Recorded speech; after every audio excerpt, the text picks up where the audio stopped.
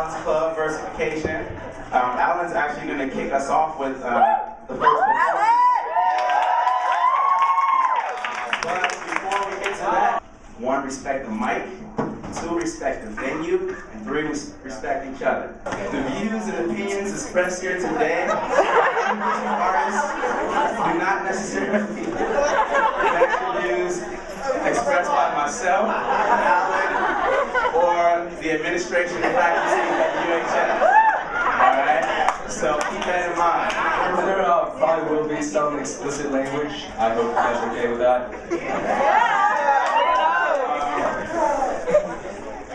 With that being said, let's give it up to Mr. Alan Q over here. So this is a song that I like personally. I tend to get a lot of hate for this because it's the instrumental to Fireflies, and not everybody likes that song, but screw that, I'm just gonna go ahead and do it. So yeah,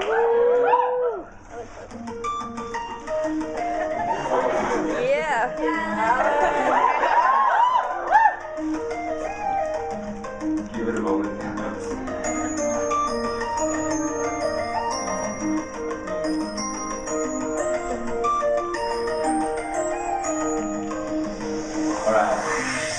They say that the future's not the same anymore. I wonder why time flies and I'm left behind. I don't know, just trying to stay sane in this world. Ain't saying I'm sure, but when I turn off the lights, it's like every night I can't remember what I did the day before. Another day wasted, I can't afford to watch it all pass. It's sand in my hands, it's out of my grasp. This life's too short, and measured by the days. So from here on forth, I go my own way, know there's so much more.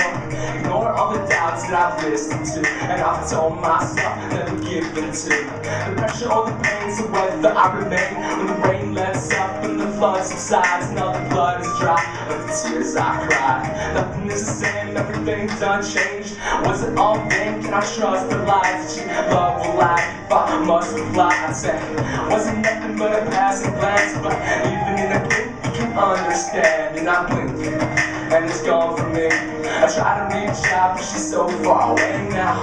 And I blink, and it's all I need to be promising that you saw in me. In the blink of an eye is the story of life, and the story of love is hello goodbye. But why's it gotta be so damn free? And you're waiting for the day she's already leaving. And I'm waiting once more, I guess I need a pen. She whispered in my ear, I'll be your friend. And the future's uncertain, please try again. Begin at the end where I began. Now I asked, how can I keep my hope? And wherefore is my glory go? Man, I don't know, man, I don't know. So far away, so goddamn close. And I blink, and it's gone from me. I try to reach out, but she's so far away now. And I blink, and it's all I need to be promising that you saw in me.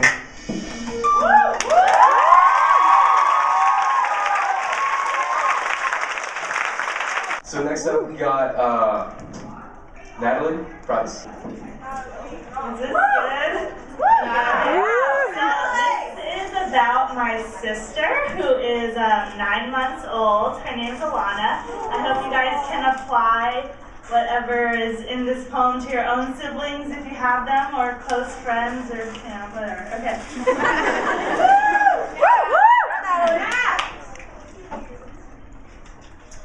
A bald baby sits in my lap, hands outstretched. She is reaching with all of her tiny self for the packet of molecular biology reading in my hands.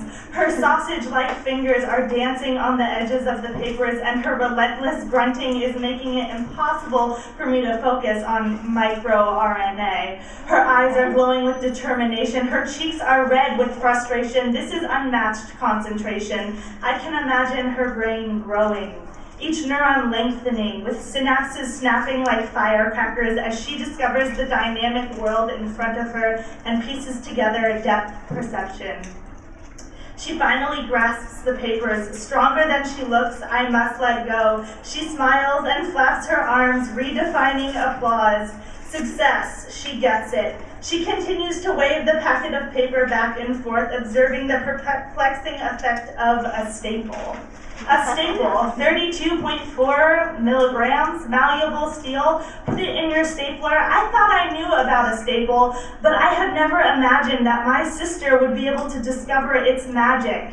She looks at me with hope and expectation that I too will see the awesomeness of the staple.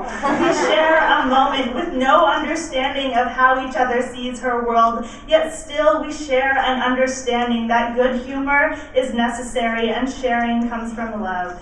Love, how does someone who can't even tell you where her own nose is grasp the phenomenal bond we share that is love? I can't comprehend, but I don't have to because I can feel. I feel it when I walk into the kitchen, knowing she will smile. I feel it when I make a sound and she tries to copy it, or when I take her outside because she loves the sun and it loves her, blanketing her body with warmth and comfort. She always sticks out her feet and wiggles her toes because the sunlight needs to reach every inch of her skin.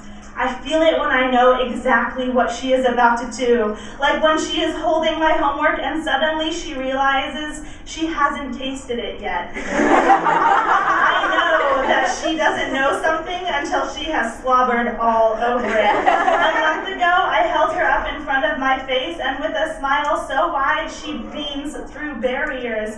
She leaned forward, she kissed my nose, a messy kiss.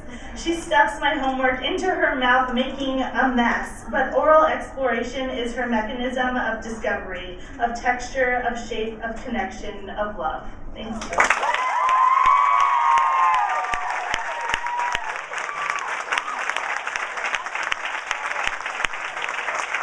Next, we have Sophie The Law. Alright, so I wrote this one earlier this year, and it's not particularly relevant anymore, but I'm hoping it'll be cathartic.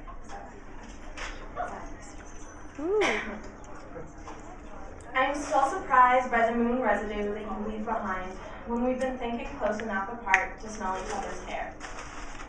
But I've been wrapped up in your cotton twill and corduroy for 3 years now, wishing for emotion where you gave me respect, indispensability where I only brought you curiosity, impulse where we discussed instead, and then the patient spot on your shoulder.